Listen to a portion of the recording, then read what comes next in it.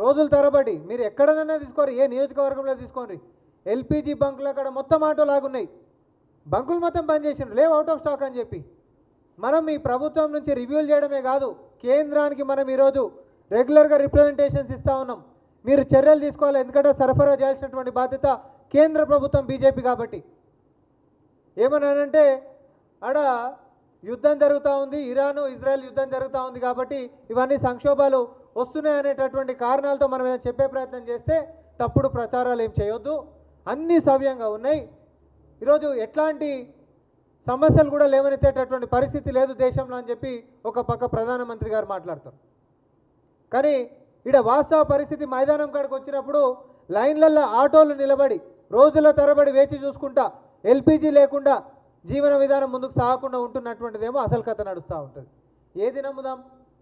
అసలేం ఇబ్బందులు లేకపోతే ఆటోలు మొత్తం రోడ్ల మీదకి ఎందుకు వస్తారు, బంకులు ఎందుకు మూతపడతాయి? సరఫరాలో లోపం లేకపోతే ఈరోజు ఇట్లాంటి పరిస్థితి ఎందుకు దాపరిస్తుంది? కేవలం నగరంలో 1,00,000 ఆటోలు అంటే 1,00,000 కుటుంబాలు ఈరోజు రోడ్డున పడినటువంటి పరిస్థితి.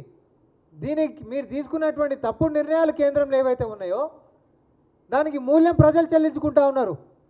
రాష్ట్ర ప్రభుత్వం నుంచి మేము ఏ రకంగా సహకరించాలో చెప్పండి, మేము అన్నిటికీ సిద్ధంగా ఉన్నాం. కానీ దయచేసి ఎల్పిజి సరఫరా మాత్రం నిరంతరం ఉండాలి. ఎందుకంటే ఎల్పిజి ప్రైవేట్ బంకులు కూడా ఉన్నాయి, ప్రైవేట్ బంకులలో అయితే మొత్తం బంద్ చేసేసారు.